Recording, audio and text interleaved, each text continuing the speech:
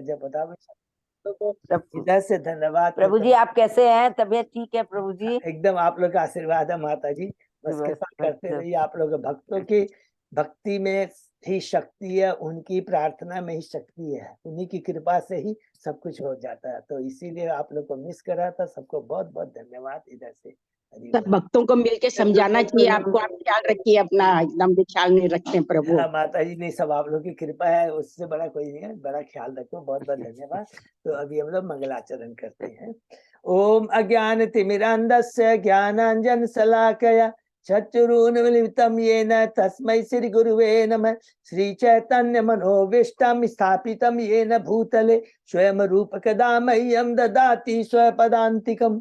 वन्देऽहं श्री गुरु श्री युगपद कमलं श्री गुरु वैष्णवांच च श्री रूपम साग्र जातम सहगण रघुनाथम वितम तम सजीवम स्वादेतम सावधूतम परिजम सहितम कृष्ण चैतन्य देवम श्री राधा कृष्ण पादान सहगण ललिता श्री विशाखा विदांत च नम ओम विष्णुपादाय कृष्ण पृष्ठाय भूतले श्रीमते भक्ति वेदांत स्वामिन इति नामिने।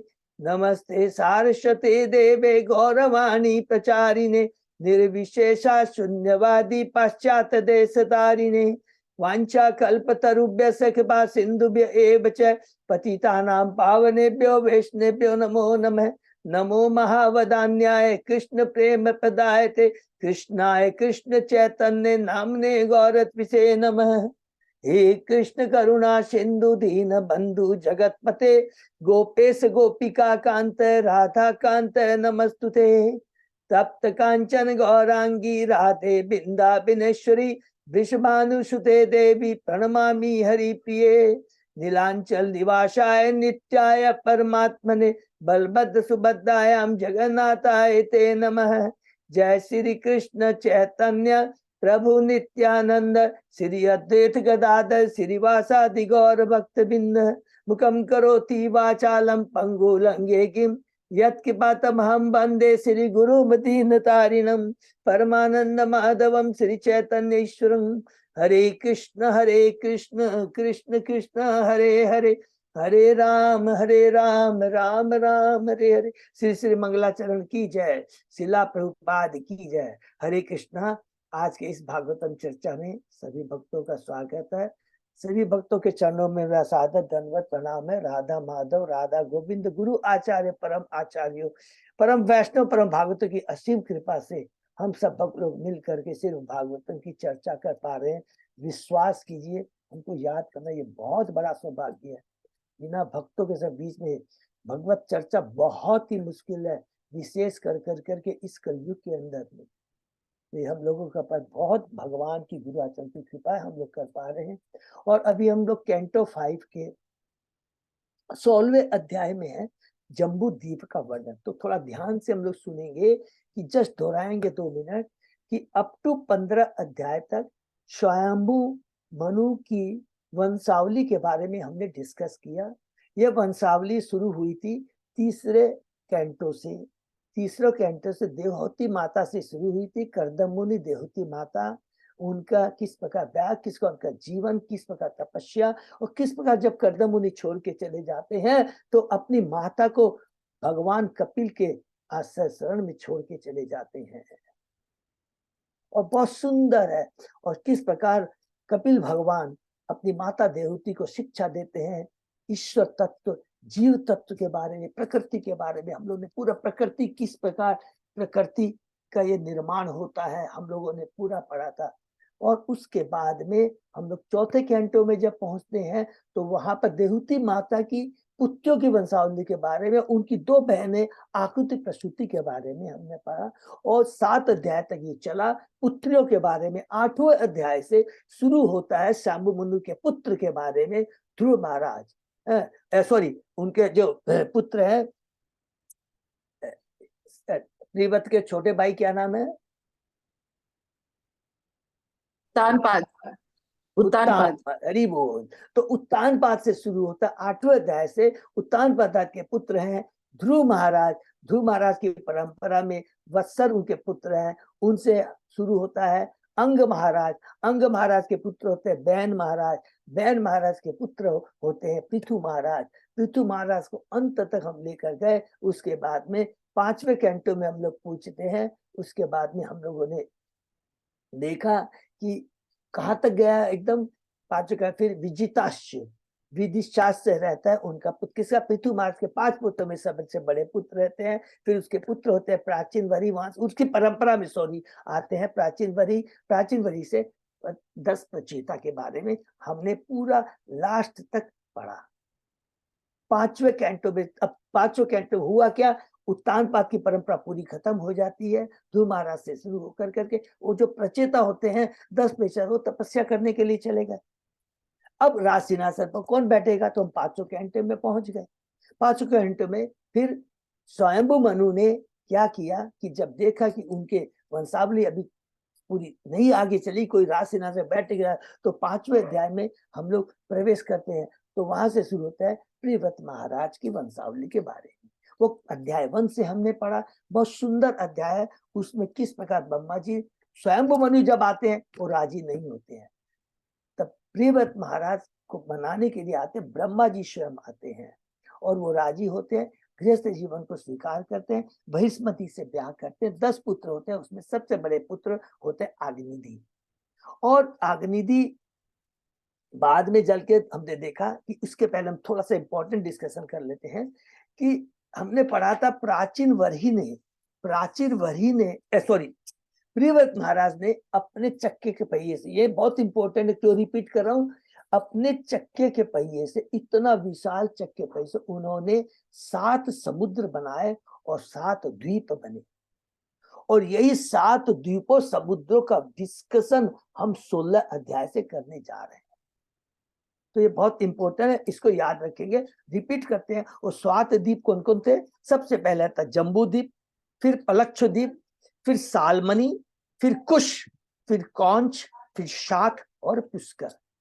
ये आगे भी आएगा, रिपीट कर लेंगे तो जैसे। और इन 7 द्वीपों को अलग अलग जो डिवीजन किया गया है वो किससे हुआ था? 7 समुद्र से हुआ था। तो पहला है जम्बू द्वीप, उसको अपनी डिटेल में आगे डिस्कस करें।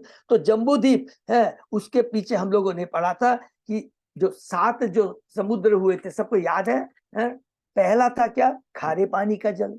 तो जम्बू द्वीप है, बना पहले, सबसे पहले बीच में है, वो चारों तरफ उसको कौन घेर रहा है? खारा पानी का जल है। उसके बाद में हम देखेंगे दूसरा द्वीप है पलक्ष द्वीप है। पलक्ष द्वीप को कौन घेर रहा है? गन्ने का रस। फिर उसके बाद में दूसरा एक द्वीप शुरू होता है जिसका नाम है सालमनी, उसको कौन घेरता है? उसको सूरा माने शराब जो भी है, सूरा, वो उस तरह की आज की बनी, इसलिए प्लीज कंफ्यूज मत होइएगा। सूरा के द्वारा उसको घेरा जाता है। फिर उसके बाद में दूसरा शिप होता है कुश। तो कुश को कौन घेरता है? कुश को घेरता है, जल का नाम है, एक सेकेंड, कुछ का नाम है घृत, घी का जो सागर होता है। उसके बाद में और एक द्वीप है जिसका नाम है कौंच द्वीप, उसको कौन घेरता है? वो घेरता है दूध के घी से। उसके बाद में एक द्वीप और है, 2 द्वीप और है, कांच द्वीप, शाक द्वीप, कांच द्वीप को कौन घेर रहे हैं? मट्ठा, दही का मट्ठा। और लास्ट में द्वीप है पुष्कर द्वीप है, और उसको कौन घेर रहा है? मीठे पानी का जल। तो ये थोड़ा सा याद रखेंगे, वो सागर आगे पीछे हो सकते हैं। तो 7 द्वीप बने, उन 7 द्वीप के एक द्वीप के बीच में एक सागर है। और एक कौन सा सागर है? एक खारे पानी का सागर है, इसको सॉल्ट वाटर कह सकते हैं। ईख का, गन्ने का पानी का सागर है। सूरा का सागर है तीसरा। चौथा दही का सागर है। 5वां दूध का सागर है। छठा दही का सागर है। और लास्ट में मीठे पानी का सागर। एक चीज समझ लेंगे तो बहुत अच्छा रहेगा इसको, क्योंकि बहुत जरूरी काम में लगेगा। 7 द्वीप और उस 7 द्वीप 7 समुद्र से घिरे, एकदम सिंपल चीज है, ये पूरा याद रखेंगे। तो इसको बारे में ये क्या है हम लोग पढ़ेंगे, ये भूतल का है, क्योंकि प्रियव्रत महाराज ने कहा साथ किया था? भूमि पर शासन किया था। तो इसलिए तो इस भूमि के अंदर में, भूलोक के अंदर में 7 द्वीप हो गए, और 7 द्वीप 7 सागर से घिरे हैं। बस इतना एक बार याद रखिएगा। और ये भूमंडल के फिर नीचे कौन से हैं? बाकी 6 हैं। और ये भूमंडल के ऊपर में और टोटल 14 भुवन है। भूलोक, भुवर्लोक, स्वर्गलोक, उसके बाद में जनलोक, तपलोक, महतलोक और सत्यलोक हमारे ब्रह्मा जी का।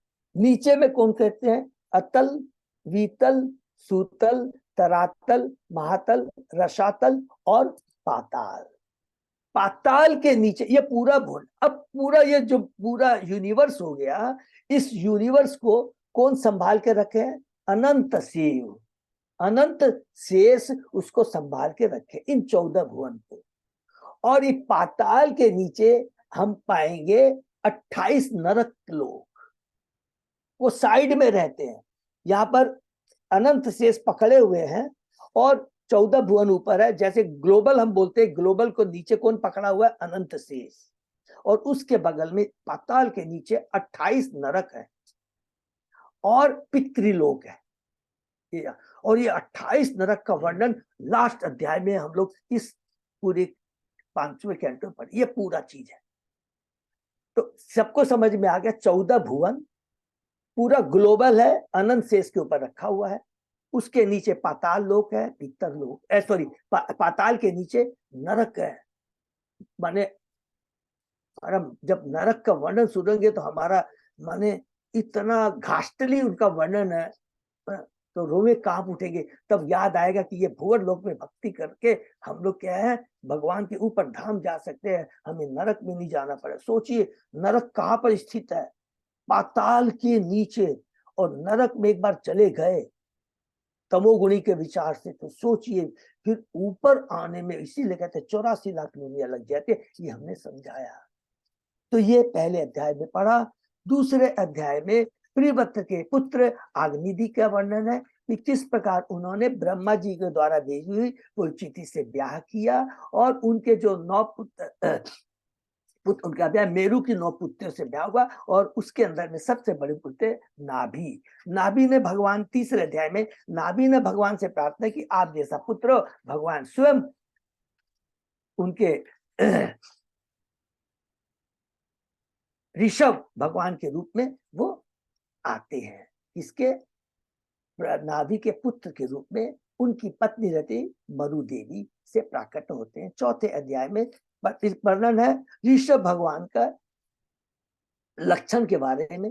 परम भगवान है तो लक्षण तो दिव्य होने ही है। और उनको सम्राट के रूप में स्थापित करके शुद्ध खुद नाभि अपनी पत्नी को वधिकाश्रम लेकर के चले जाते हैं। 5वीं। और इसमें हमने पढ़ा कि किस प्रकार उसके बाद में भगवान ऋषभ ने जयंती से ब्याह किया। उनके 100 पुत्र होते हैं। सबसे बड़े पुत्र होते हैं भगवान भरत महाराज।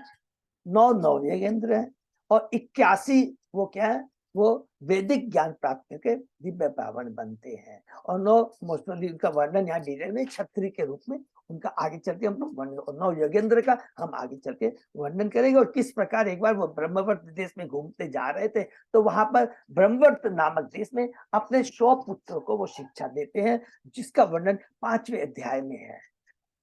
5वें अध्याय में वो क्या शिक्षा देते, संक्षेप में 4 लाइन के अंदर। सबसे पहले कहते हैं मनुष्य योनि बहुत दुर्लभ है।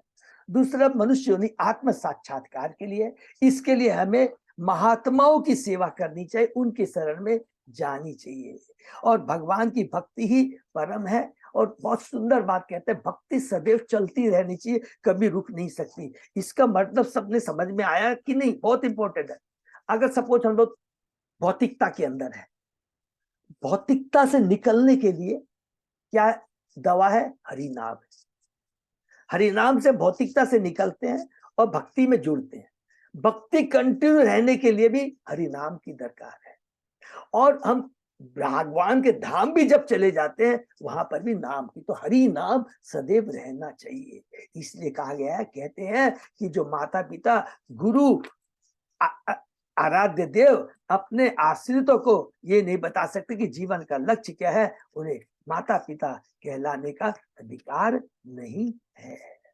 6वें अध्याय में हम लोग प्रवेश करते हैं। भगवान श्री देव का चरित्र यहाँ पर ऑलरेडी 5वें अध्याय में हमने डिटेल में पढ़ चुके हैं। 6वां अध्याय का इंपॉर्टेंस एकमात्र यही है। ये कहा गया, क्या कहा गया? जो भगवान का भक्त, जब परम स्थिति पहुंच जाता है तो योग सिद्धियां स्वयं उसके पास में आ जाती है। तो परीक्षित महाराज कहते हैं कि वो योग सिद्धियों का उन्होंने उपयोग क्यों नहीं किया। अगर हम सोचते हैं कि हम यम नियम आसन प्राणायाम प्रत्याहार धारणा ध्यान समाधि कर करके योग शक्ति प्राप्त कर ले, वो भी हमें सुरक्षित नहीं रखेगी। तो क्या मन की बात कहते हैं कि मन बहेलिया जिस प्रकार अपने पशुओं को पढ़ने के बाद भी विश्वास नहीं करता है, उसी पर हमें मन पर विश्वास नहीं करना चाहिए और मन पर एकमात्र विजय प्राप्त हम कर सकते हैं तो केवल हरि नाम से शुद्ध भक्तों का संग कर करके।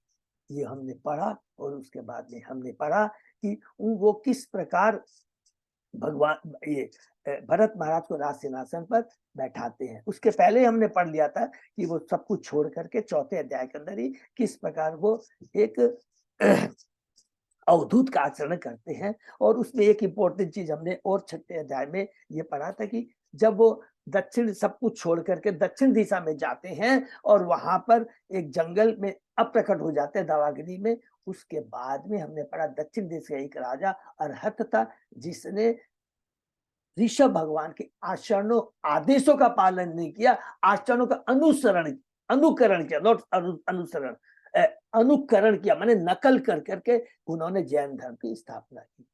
7वें अध्याय से शुरू होता है। हरि बोल। भरत महाराज के चरित्र का वर्णन हमने पढ़ा।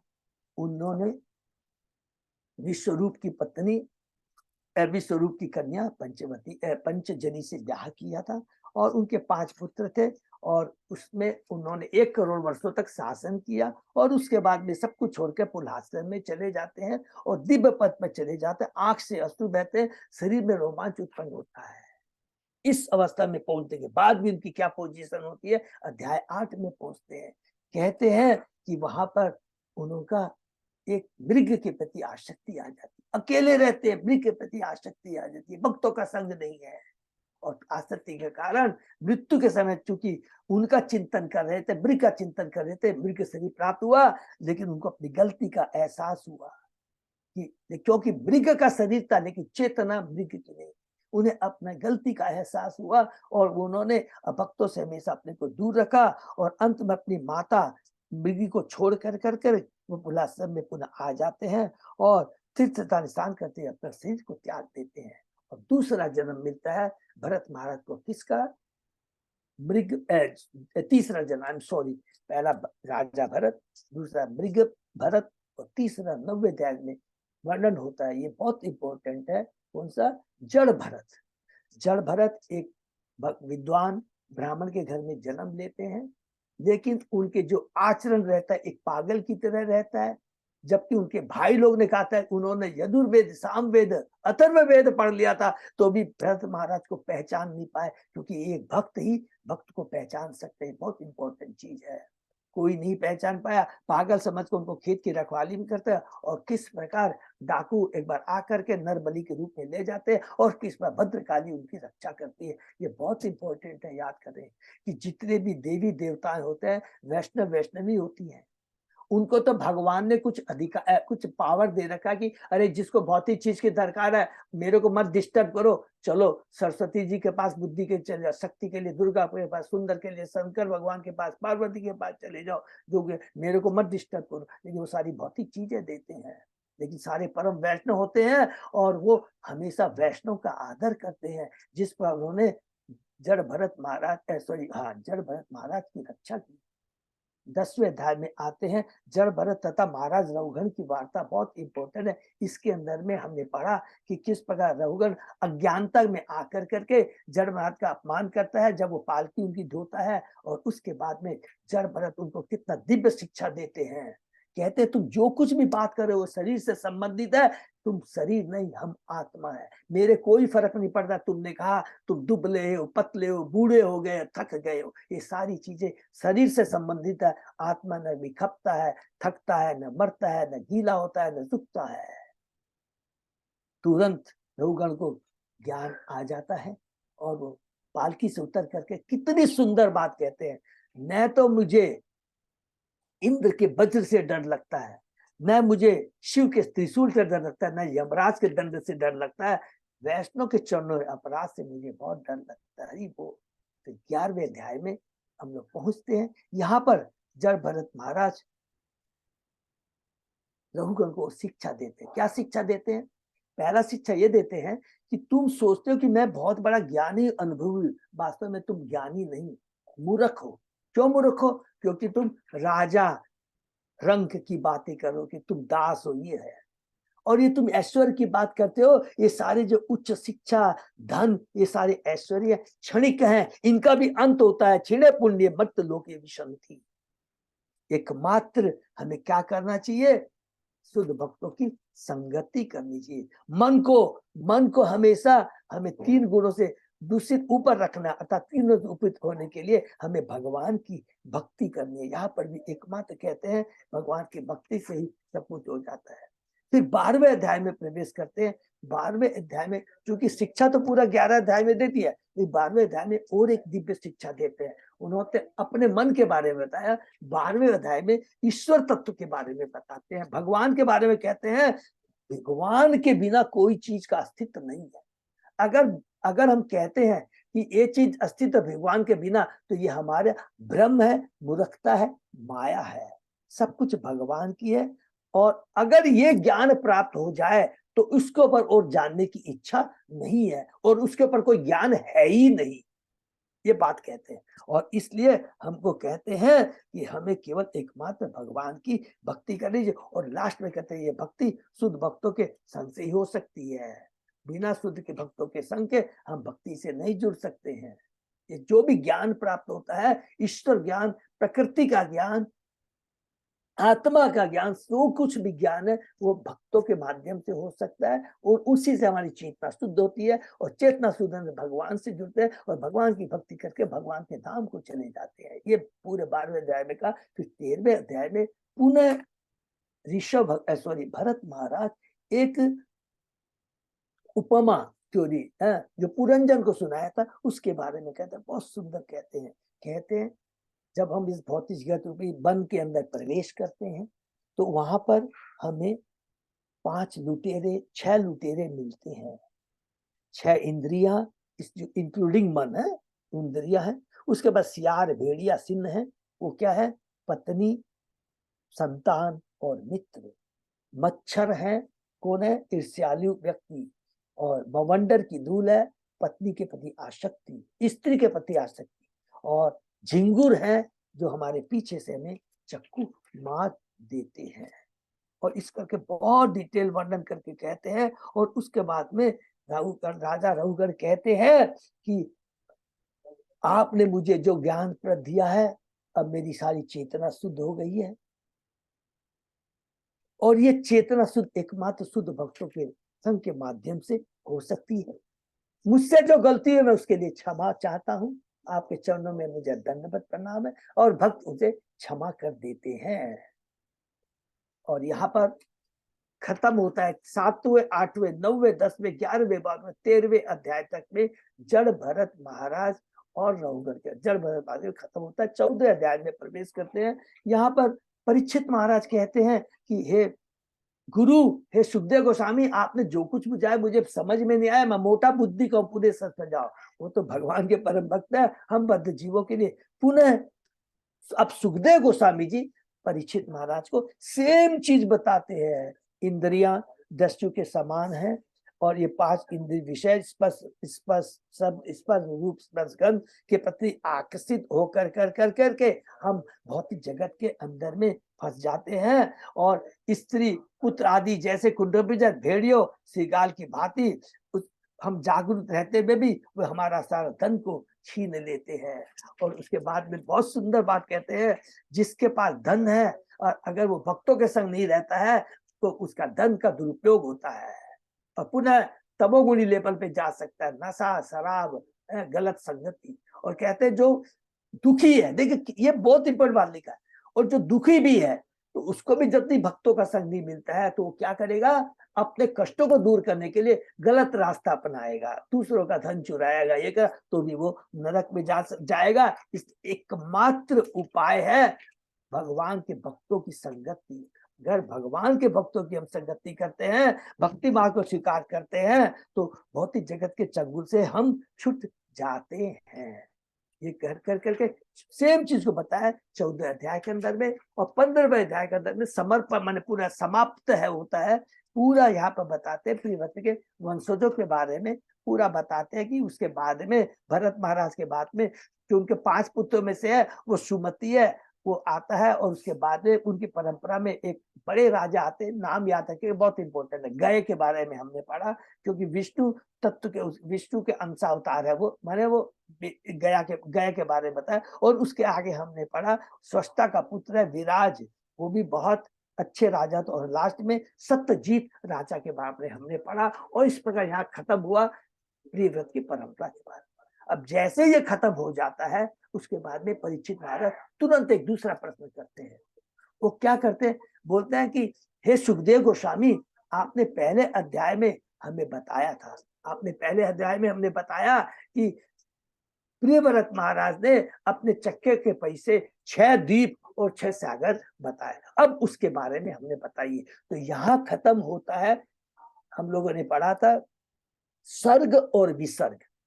सर्ग का मतलब क्या होता है, जो भगवान के द्वारा सृष्टि की जाती है, और विसर्ग का मतलब होता है जो ब्रह्मा जी के द्वारा सृष्टि की जाती है। तो यही ब्रह्मा जी के माध्यम से स्वयं मनु जो प्रथम मनु है उनकी पूरी परंपरा को यहाँ पे हमने खत्म किया। सर्ग विसर्ग खत्म हुआ। उसके बाद में क्या है, तीसरा क्या है, स्थानम, जो 10 तत्व है ना भागवतम के, सबको याद है ना, सर्ग विसर्ग स्थानम पोषणम, इससे कर करके 10। तो तीसरा तत्व क्या है, स्थानम। तो 16वें अध्याय से शुरू होता है स्थानम। और हमने पूरा संक्षेप में आपको बताया, क्या बताया, 2 मिनट लगेगा इसको। और इस तरह से कर सकते हैं, जैसे नींबू होता है, नेबू, नेबू का बीच से काट दीजिए तो एक साइड में आधा नींबू हो गया और एक साइड में आधा नींबू हो गया। तो पहले साइड में जो नींबू है उसको ऐसे घुमा लेते हैं तो हॉरिजेंटल। तो नींबू आधा कटा हुआ नींबू का ऊपरा वाली जो भाग है वो क्या है, भूलोक है। आधा नींबू का एकदम ऊपरा वाला भाग है भूलोक। और उसके नीचे में हम लोगों ने पढ़ा क्या है, और क्या, अतल वीतल सूतल तरातल महातरल रसातल पाताल। और पाताल के नीचे हमने पढ़ा कि 28 नरक है, पितृलोक है। अब ये आधा नींबू की अभी पूरी जो चर्चा हो रही है, जो चूंकि हमारा चैप्टर क्या है, जम्बूद्वीप, तो आधा नींबू का ऊपर वाला जो एकदम पूरा पोर्शन है इसको हम लोग क्या बोलेंगे, पूरा जम्बूद्वीप। ये पूरा हो गया, मैंने गलत बोल गया मैं, ये पूरा जो ऊपर का ये नींबू का है इसके अंदर में 7 द्वीप और 7 समुद्रों का वर्णन है, क्योंकि ये भूलोक में ही है। भूलोक में ही है। Very good. भूलोक के अंदर में ये 7 द्वीप है और 7 समुद्र है। अलग अलग हमने पढ़ लिया, खारे पानी का, शराब का, ईख का, दूध का, मट्ठे का और मीठे जल का, ये अलग अलग समुद्र है।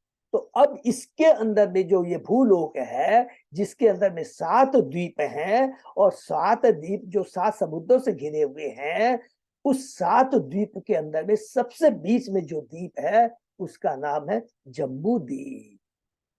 ये यहां से हम अब शुरू करेंगे। सबको सब क्लियर हो गया ना। तो ये नींबू का ऊपरा वाला हिस्सा है, ये भूलोक हो गया। इसके अंदर में 7 द्वीप हैं और 7 द्वीप है किससे अलग अलग हो रखे हैं, जल से, ठीक है, जल से अलग अलग, सॉरी सागर से, अलग अलग सागर से, ठीक है ना, एकदम क्लियर हो गया। अब हम लोग स्टार्ट करते हैं जम्बूद्वीप के बारे में। 7 द्वीप 7 समुद्र, अब सबको भूल जाइए, अब 7 द्वीप में आइए जम्बूद्वीप में। इस जम्बूद्वीप के अंदर में 7 वर्ष है, सॉरी हाँ 9 वर्ष है। इस जम्बूद्वीप के अंदर में 9 वर्ष है। और ये जो 9 वर्ष है इसको विभाजन कौन करता है, इसको पर्वत, अलग अलग पर्वत हैं, 8 पर्वत है। ये 8 पर्वत इसको विभाजित करते हैं। अर्थात जम्बूद्वीप के अंदर में 9 वर्ष है, इसको सब लोग याद रखेंगे। सबसे 9, अब जम्बूद्वीप में जो 9 वर्ष है उसमें सबसे पहला बीच में, देखिए फिर से सुनिए, 7 द्वीप सात द्वीप में सबसे पहला द्वीप कौन सा है बीच में? जम्बू द्वीप। अब जम्बू द्वीप में आ जाइए और सब कुछ भूल जाइए। जम्बू द्वीप के अंदर में 9 वर्ष है, और 9 वर्षों में सबसे बीच के अंदर में कौन सा वर्ष है? इलावर्त। इलावर्त है। उसके बाएं हाथ में केतुमाल है, दाहिने हाथ में भद्राश्व है। 3 ये हो गए। अब ऊपर उत्तर की तरफ चले जाइए। ऊपर में रम्यक, हिरण्यक और कुश वर्ष है। ये 3 हो गए। 3 3 6। और नीचे में दक्षिण साइड में हो गए हरीश्व, किमपुरुष और भारतवर्ष। अर्थात भारतवर्ष जम्बू द्वीप के एकदम दक्षिण दिशा में है। तो ये 7 वर्ष हो गए। और इस 7 वर्ष को कैसे डिवीजन किया गया है? अलग अलग पर्वतों से डिवाइड किया गया। उसके बारे में हम लोग ने पढ़ा है। इलावर्त में अब आ जाइए। इलावर्त सबसे बीच। पहले पूरा हमने भूलोक में 7 समुद्र 7 द्वीप में, 7 द्वीप में सबसे बीच में कौन सा है? जम्बू द्वीप। अब जम्बू द्वीप के अंदर आ जाइए। जम्बू द्वीप के अंदर में 9 वर्ष है, और सबसे बीच में कौन सा है? इलावर्त है। अब इलावर्त के अंदर में आ जाइए। इलावर्त के अंदर में एकदम बीच में कौन सा पर्वत है? सुमेरु पर्वत है। एकदम सिंपल इजी है। सुमेरु पर्वत है। सुमेरु पर्वत के टॉप में, सुमेरु पर्वत की ऊंचाई है 1,00,000 योजन, ठीक है ना। और चौड़ाई इसकी जो ऊपर में है 32,000 योजन, और नीचे में 16,000 योजन। तो ये मेरु पर्वत है। इसके टॉप के अंदर में 9 देवताओं का स्थान है। 9 देवताओं का स्थान है। सबसे बीच में है ब्रह्मा जी, उत्तर साइड में कुबेर जी, दक्षिण साइड में यम, नॉर्थ ईस्ट के अंदर में है वायु, साउथ ईस्ट के अंदर में है शिव भगवान का, नॉर्थ वेस्ट में है निरथी, और साउथ वेस्ट में अग्नि। 9 ये कंफ्यूजन मत होइएगा। ये मेरु पर्वत के रूप में ये देवताओं के, ये नहीं है, इनके प्लेनेट अलग है। ये खाली भूमि लोक की बात कर रहे हैं, याद रखेंगे। जो कुछ भी बात कर रहे हैं भूलोक की बात कर रहे हैं। थोड़ा समय जा रहा है तो, नहीं तो कोई खाली पढ़ के जाने में कोई फायदा नहीं है। हमारे अजय प्रसाद प्रभु ने भेजा था, I am thankful to him. बहुत अच्छा भेजा था उन्होंने, तो बहुत अच्छे। ये 9 देवताओं का है। ये देख के प्रभु ने दिखा दिया। तो सर इसका मतलब क्या हो गया? भूलोक के अंदर में भी देवताओं का स्थान है। नंबर 1। नंबर 2 पॉइंट नोट कर लीजिए। ये केवल जो भारतवर्ष है, ये 9 वर्ष जो है ना, हमने 9 वर्ष के क्या क्या नाम बताए? पहला इलावर्त बीच में है, बाएं हाथ में केतुमाल, दाहिने हाथ में भद्राश्व, ऊपर में उत्तर की तरफ हमने क्या पढ़ा? रम्यक। उसके बाद में क्या है? रम्यक के बाद में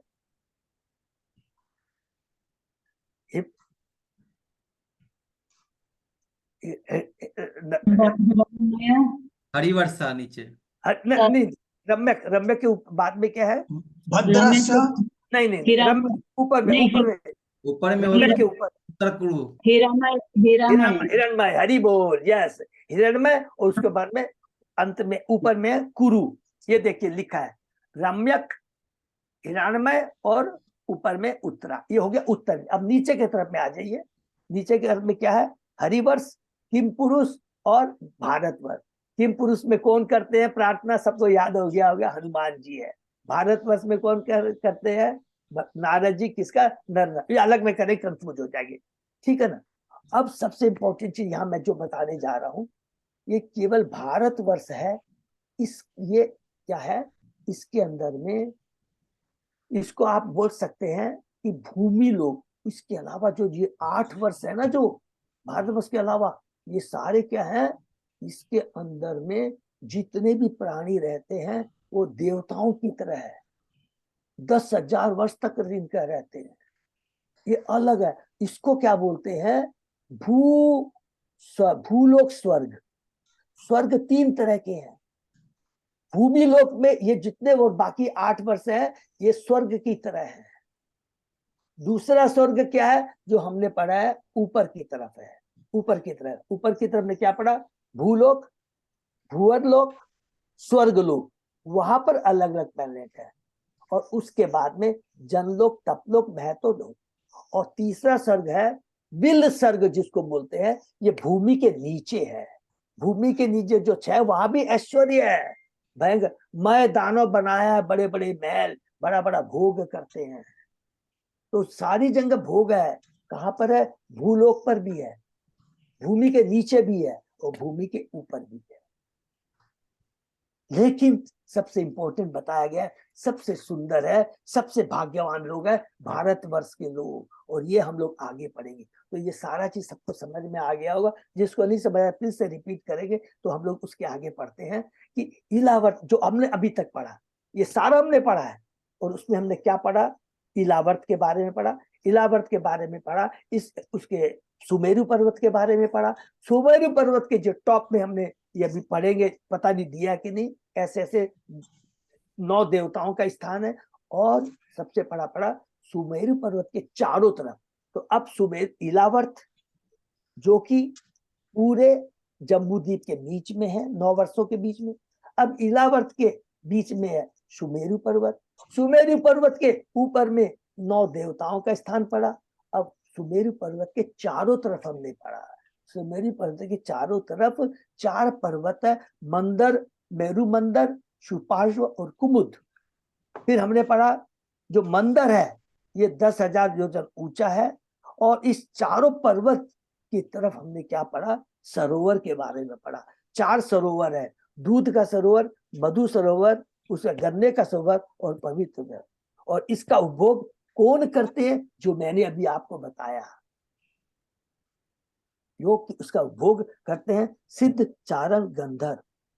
और फिर उसके अलावा ये सरोवर के अलावा उद्यान है, अलग अलग उद्यान है। तो पर्वत है 4 पर्वत के अंदर में हमने क्या पढ़ा, उनके अंदर सरोवर है और उसके अलावा क्या है, उद्यान है, नंदन, चतर, ये सारे उद्यानों के बारे में पढ़ा।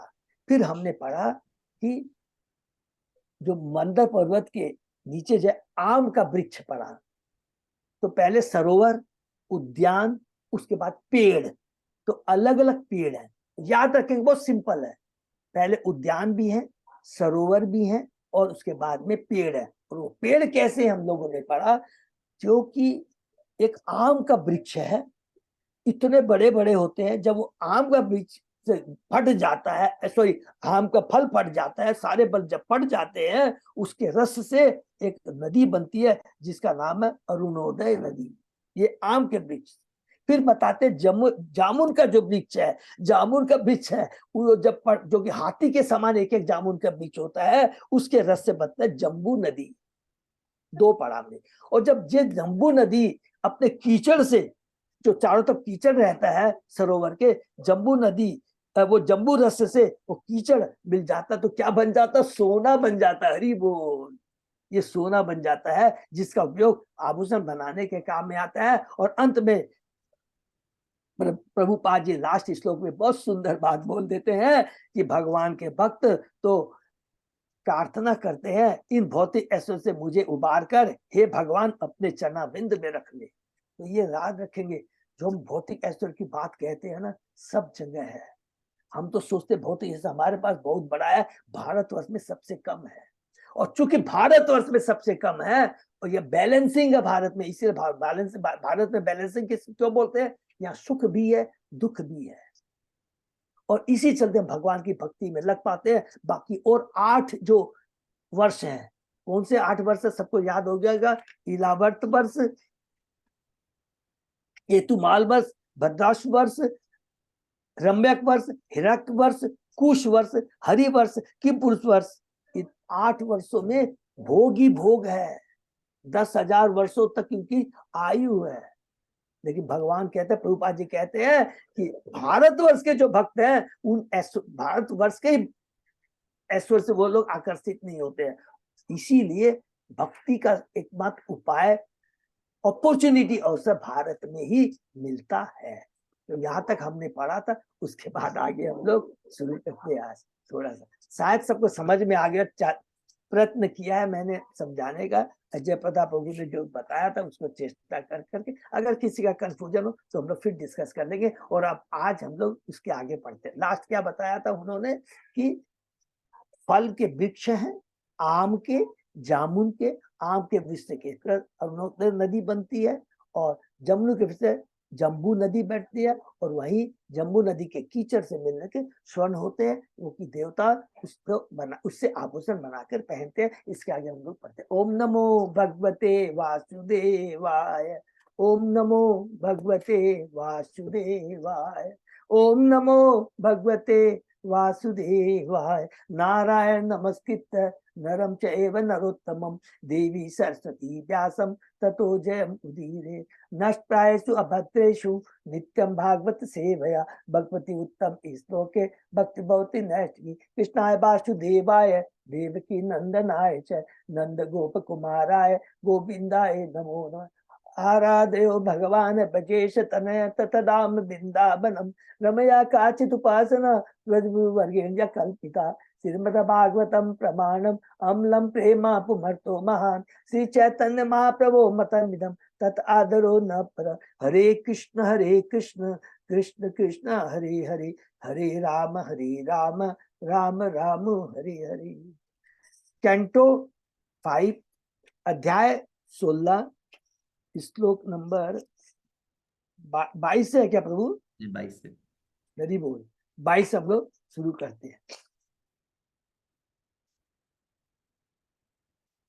यह तु महाकदम्ब सुपाशर्व निरूढ़ो या तस्य कोट रेभ्यो विनिश्रिता पंच आयाम परिणाह पंच मधुधारा सुपाशर्व शिखरात पतन्यो अपरेणात्मानम इलावृतम अनुमोदयन्ति।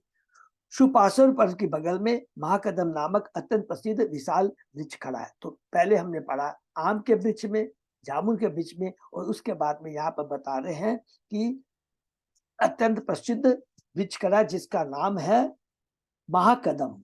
इस वृक्ष के कोटर से मधु की 5 नदियां निकलती है, जिनमें से प्रत्येक लगभग 5 व्याम चौड़ी है। हरि बोल। यह प्रवमान मधु पाशर पर्वत की कोटि से सतत नीचे गिरता रहता है और इलावट वर्ष की पश्चिम दिशा से प्रारंभ होकर उसके चारों बहता रहता है। इस पर संपूर्ण स्थल सुहावनी गंध से पूरित है। इलावट का कितना सुंदर यहाँ पर वर्णन किया है।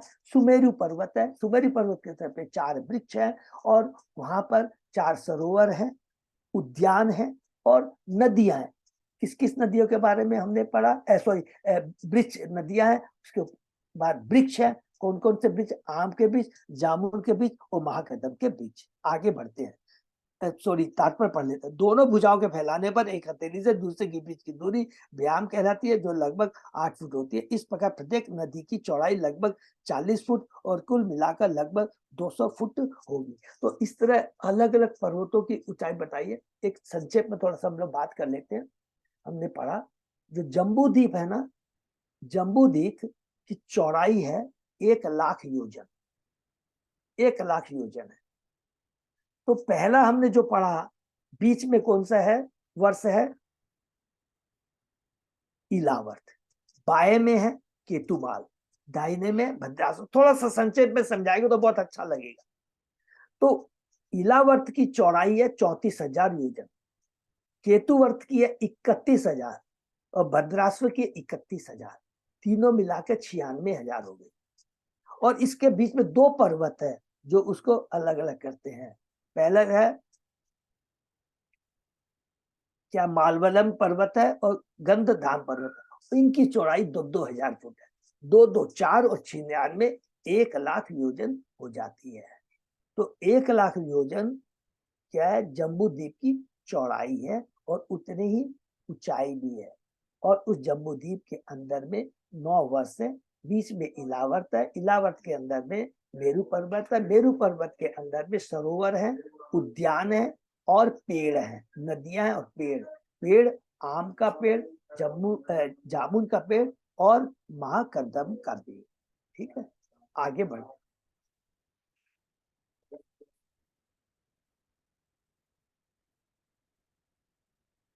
याहि उपयुञ्जानानां मुख वायु समन्तात सत योजनम अनुवाश्यति।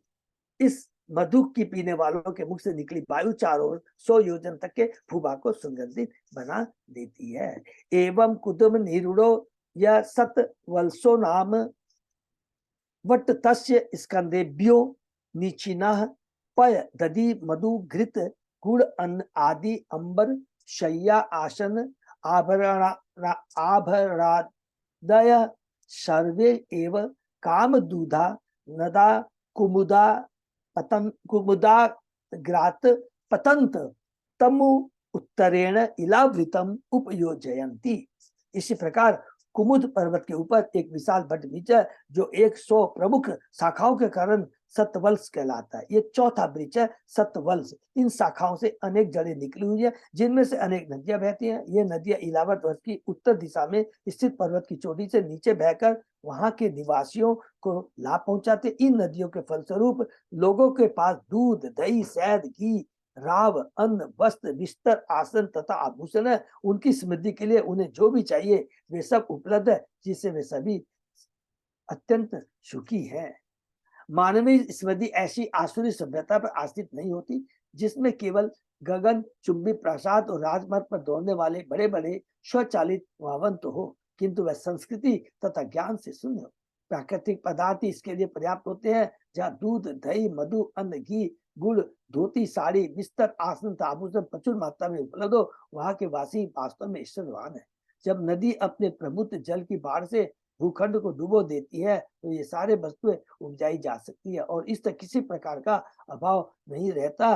किंतु यह सब कुछ यज्ञ अनुष्ठान पर निर्भर करता है। तीसरे अध्याय में हमने जो पढ़ा है, जैसा कि वैदिक शास्त्रों में कहा है, अन्नाद भवन्ति भूतानि पंचायत संभव है, यज्ञ भवति पंचन्यो, यज्ञ कर्म समुद्भव है। सभी प्राणी अन्न पर निर्भर करते हैं जो वर्षा से उत्पन्न होती है। वर्षा यज्ञ करने से होती है और यज्ञ उत्पत्ति कर्म से होती है। भगवद गीता में तीसरे अध्याय के 24 इन नियमों का उल्लेख है। यदि मनुष्य पूर्ण रूप से कृष्ण भावनित में इन नियमों का पालन करे तो मानव स्वभाव संपन्न होगा और सभी मनुष्य इस लोक में तथा परलोक में सुखी रहेगी। भगवान ने ऑलरेडी सारी चीजों की व्यवस्था कर दी है, जो कि अभी हम इलावट में जितना डिटेल में पढ़ पा रहे हैं। यानु उपजुषाणानाम न कदाचित कजाति अपि प्रजा नाम बलि पलित क्लम श्वेद दौर्गद्य जरा आमय मृत्यु शीतोष्ण वैवर्ण्यम उपसर्ग आदय ताप विशेषा भवन्ति यावत जीवन सुखम निरतिशयम एवं।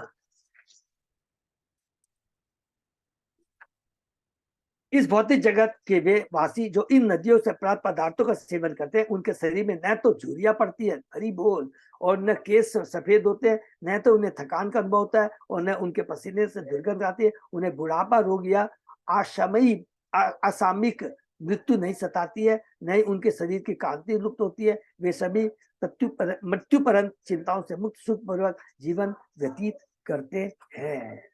इस लोक में इसी भौतिक जगत के भीतर, देखिए इस लोक में इसी भौतिक जगत के भीतर मानव समाज की संपूर्णता का संकेत है। इस भौतिक जगत की दयनीय दशा को दुग्ध, दही, मधु, घी, गुड़, अन्न, आभूषण, बिस्तर, आसन इत्यादि की पूर्ति प्रचुर मात्रा में करके सुधारा जा सकता है। हरि बोल। यही मानवीय सभ्यता है जो भगवान ने स्वतः प्रदान कर रखी है। कृषि कर्म द्वारा प्रचुर अन्न उत्पन्न किया जा सकता है और गो संवर्धन द्वारा प्रचुर दूध, दही तथा घी की व्यवस्था की जा सकती है। वनों की सुरक्षा करके प्रचुर मधु प्राप्त कर सकते हैं। दुर्भाग्य आधुनिक सभ्यता के वसुभित होकर मनुष्य गायों का वध कर रहे हैं जो दूध, दही, घी की मूल स्रोत है। वे उन वृक्षों का विनाश करते हैं जो मधु को देने वाले हैं। वे कृषि कर्म में संलग्न होने के बजाय कल पुर्जों, स्वचालित वाहनों तथा मदिरा के कारखानों को खोलने जा रहे हैं। तो भला मनुष्य किस प्रकार सुखी रह सकते हैं? उन्हें भौतिकता के समस्त कष्टों का भोग करना होगा। उनके शरीर में झुर्रियां पड़ जाती हैं और धीरे धीरे उनका क्षय होता रहता है, जिससे वे बोने लगते हैं। नाना प्रकार की घृत वस्तुओं के खाने से उनके शरीर से दुर्गंध निकलती है। यह मानव सभ्यता नहीं कहलाती। हरि बोल। यदि सचमुच मनुष्य जीवन में सुख भोगना चाहते हैं और चाहते हैं कि उनका भावी जीवन सुखमय बीते तो उन्हें चाहिए कि वे वैदिक सभ्यता का अनुसरण करें। इस वैदिक सभ्यता में उपयुक्त सभी आस्थाओं की पूर्ति होती है। अर्थात प्रभुपाद जी बोलना चाहते हैं, भगवान ने जो व्यवस्था कर रखी है, जो कुछ है, उसको अगर हम भगवान की सेवा में लगाए और जितने भी हमारी आवश्यकता स्वतः ही भगवान ने अरेंज कर दिया, उसको डिस्टर्ब नहीं करें। क्लाइमेट कंडीशन चेंज हो रही है, हमारे कुकर्मों के कारण हम वृक्षों को काट रहे हैं, कृषि रूपी जमीन को में मल्टी स्टोरी बिल्डिंग बना रहे हैं, तो बताइए क्या होगा।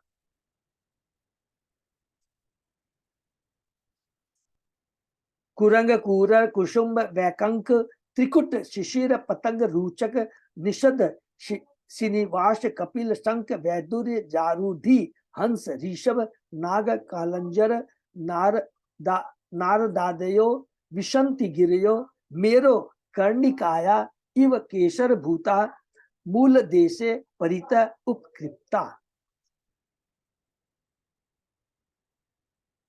मेरु पर्वत के पाद भाग के चारों अन्य पर्वत इस सुंदर ढंग से व्यवस्थित है, मानो कमल पुष्प की कन्या के चारों केसर हो। इन पर्वतों के नाम है कुरंग कूरर कुसुम्ब वैकंक त्रिकुट शीरीष पतंग रूचक निषद श्रीनिवास कपिल शंख वैदुर्य जारूदी हंस ऋषभ बाघ कालंजर तथा नारद। हरि बोल।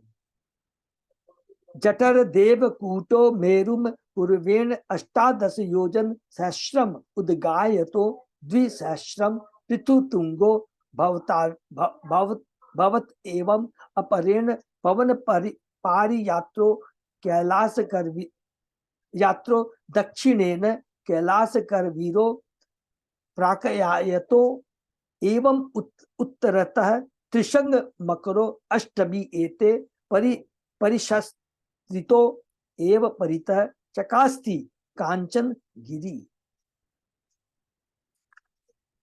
सुमेरु पर्वत के पूर्व में जठर तथा देवकुट नामक दो पर्वत है, जो उत्तर तथा दक्षिण की ओर है, 18,000 योजन तक फैले हुए। इसी प्रकार सुमेरु पर्वत की पश्चिम दिशा में पवनता पारियाच नाम के दो पर्वत है, जो उतनी ही दूरी तक उत्तर तथा दक्षिण में फैले। सुमेरु के दक्षिण में कैलाश तथा करवीर पर्वत है, जो पूर्व के पश्चिम तक 18 योजन तक फैले हुए, और सुमेरु की उत्तरी दिशा में त्रिशंग तथा मकर नाम जो पर्वत पूर्व से पश्चिम तक इतनी दूरी से विषय। इन समस्त पर्वतों की ऊंचाई 2000 योजन है। इन 8 पर्वत से घिरा हुआ स्वर्ण निर्मित सुमेरु पर्वत अग्नि की तरह जावल्यमान।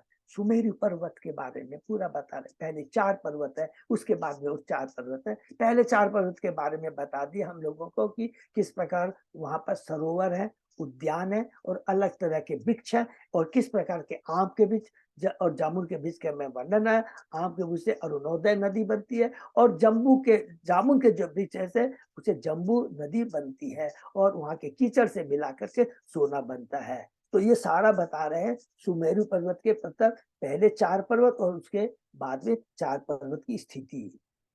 मेरो मूर्धनि भगवत आत्म योने मज्जत उपकृताम अयुत योजना शाह श्रीम शम चतुर्श्राम शात कौंभिम वदंती। मेरु की चोटी के मध्य भाग में ब्रह्मा जी की पुरी स्थित है। उसके चारों कोने समान रूप से 1 करोड़ योजन विस्तृत है। यह नितांत स्वर्ण के निर्मित है, इसलिए ऋषि मुनि इसे शतकौम भी नाम से उपकारते हैं। ब्रह्मा जी जो टॉप के अंदर में हमने बढ़ाया था 5, जो भी प्रभु ने पिक्चर दिखाया था, सबको याद है ना। तो अलग अलग ये लास्ट श्लोक में पूरा क्लियर है। ताम अनुपरित लोकपालानाम अष्टानाम यथा दिशम यथा रूपम तुर्यमानेन पुरष्टो उपकृप्ता। ब्रह्मापुरी के चारों सभी दिशाओं में लोकों में 8 प्रमुख लोकपालों के निवास स्थान है, जिनमें से पहला इंद्र का है। यह निवास स्थान ब्रह्मपुरी के ही समान है, किंतु वे आकार में 1/4 है।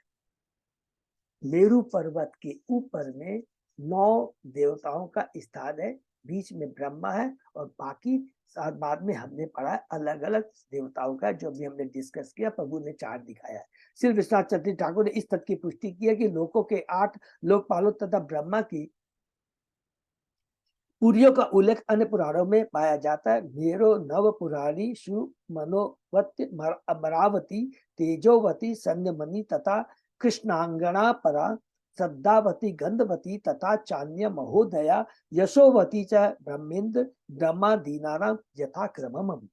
ब्रह्मा की पुरी मनोवती कहलाती है और उसके सहायक इंद्र तथा अग्नि इत्यादि की पुरी अमरावती, तेजोवती, संयमनी, कृष्णांगना, श्रद्धावती, गंधावती, महोदया तथा यशोवती कहलाती है। ब्रह्मपुरी मध्य में स्थित है और शेष 8 पुरी उनका और चारों ओर स्थित है। तो छोटा सा 1 मिनट में डिस्कस कर लेते हैं।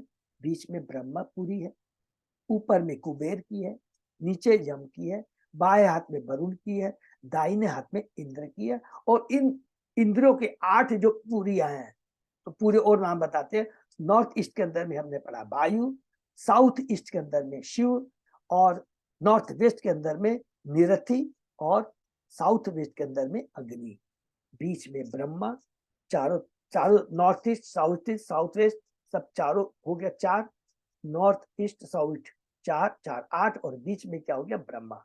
9 लोगों की है और 9 लोगों के अलग अलग नाम यहाँ पे बता दिया गया है। अमरावती, पहले ब्रह्मा की मनोवती नंबर 1, दूसरा अमरावती, तीसरा तेजोवती 3, संयमवती 4, कृष्णांगना 5, श्रद्धावती 5, गंधावती 6, महोदया 7, यशोवती 8। एक पढ़ने में बोलो 9 है, 9 की 9 पुरिया है, उनका अलग अलग नाम है। और यहाँ पर जम्बू द्वीप का हम लोग यहाँ पर समाप्त करते हैं।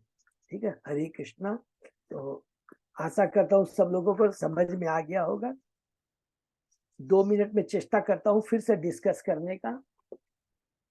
पूरा यूनिवर्स है, ग्लोबल के समान है या नींबू के समान है। नींबू को बीच से काट दीजिए, एक भाग ये हो गया और एक भाग ये हो गया। बाएं हाथ का जो नींबू का जो भाग है, सबसे ऊपर जो है इसको भूलोक बोलते हैं। उसके बाद में नीचे में क्या अतल, वीतल, तरातल, महातरातल, रसातल, पाताल। पाताल ये हो गया नीचे का।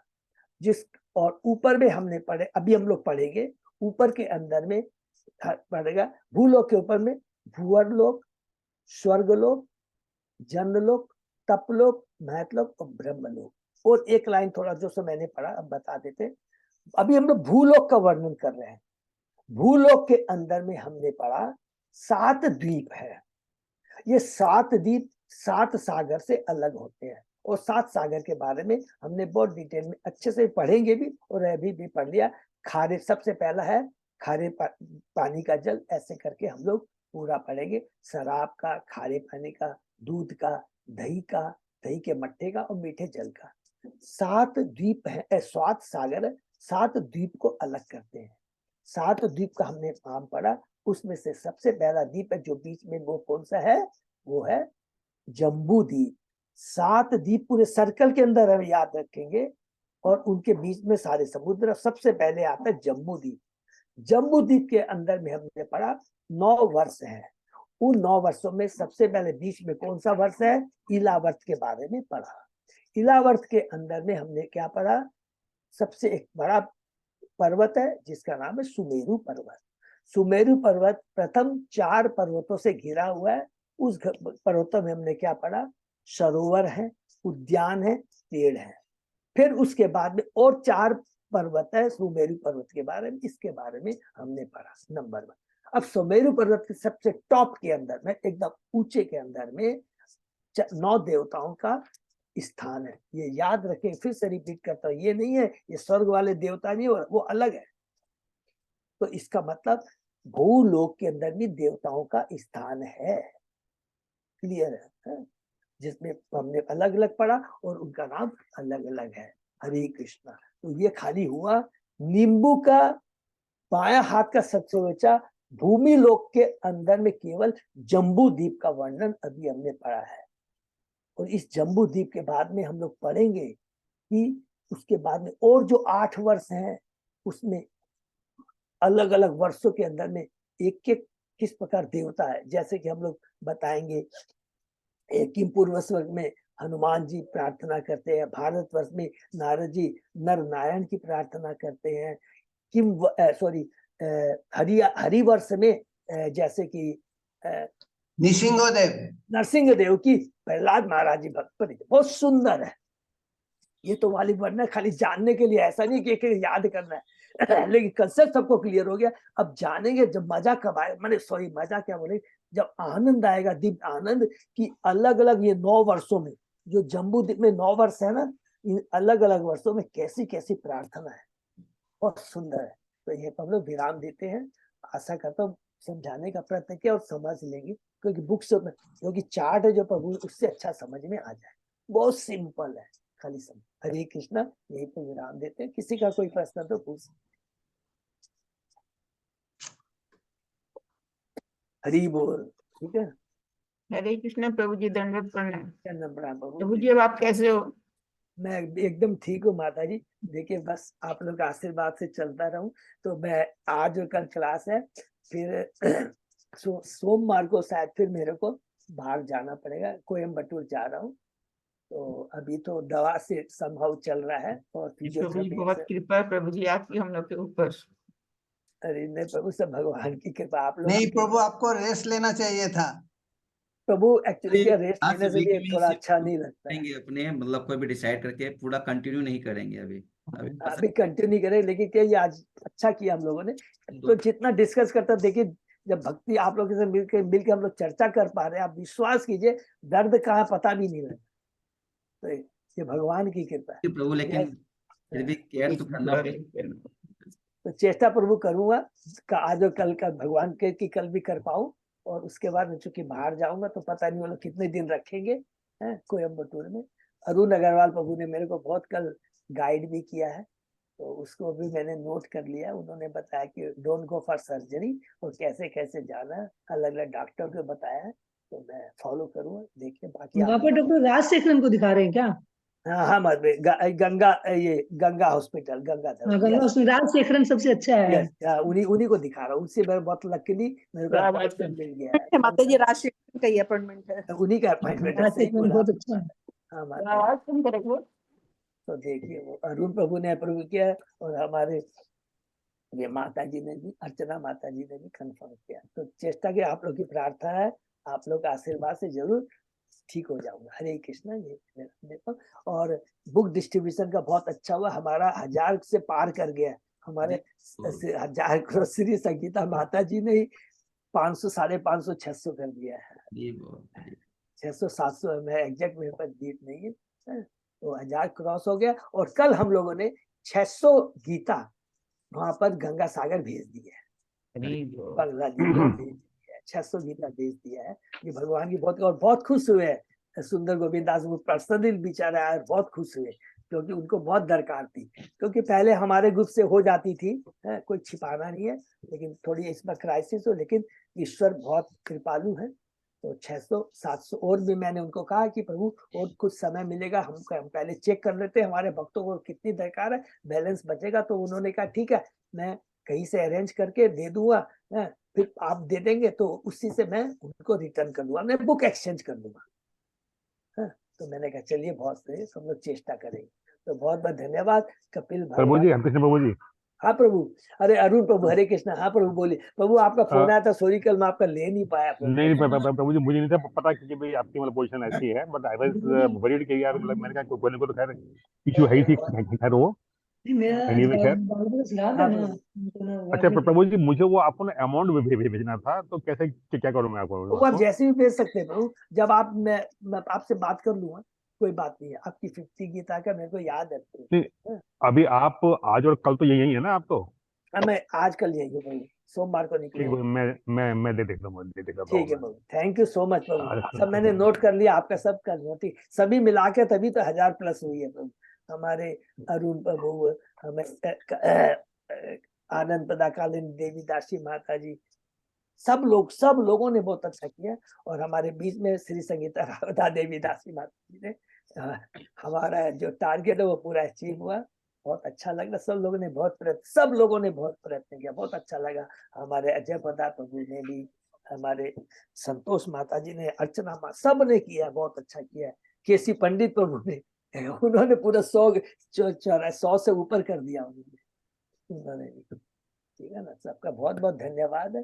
तो अब उनको देने के बाद मेरे पास पड़ी है, और आपस में जिसको डिस्ट्रीब्यूट करना फ्रैंकली बता देंगे, मैं भिजवा दूंगा। अभी में हमारे पास 200-300 पड़ी है, क्योंकि 1000+ है ना हमारे पास में, है ना? तो बता देंगे सब। हरे कृष्णा, यहीं पे विराम देते हैं। और फिर उसका पेमेंट हम लोग, मैंने बोल दिया, मृत्युंजय प्रभु देख रहे हैं, उनको मैंने कह दिया 15 तारीख के बाद हम आपको पेमेंट कर देंगे। तो 15 तारीख का पेमेंट मिला, तब तक मैं वापस भी आ जाऊँ, 2-3 दिन लेट भी हो जाए तो कोई प्रॉब्लम नहीं है, निश्चिंत है। सब लोग बस भक्ति से जुड़े रहिए, हम लोग आपस में जुड़े रहेंगे, ये भगवान से प्रार्थना। हरे कृष्णा, दंडवत प्रणाम। हरे कृष्णा। और एक तो अनाउंसमेंट थोड़ा और था, वो बाद में कर देंगे। पुष्प अभिषेक जो है ना, जो अजय पोदार प्रभु नेक्स्ट क्लास में डिटेल में बता देंगे आपको। हरे कृष्णा, यही बताया। हरे कृष्ण। सभी भक्तों का बहुत बहुत धन्यवाद। तो आज का सेशन यही विराम देते हैं, फिर कल सुबह 7 बजे।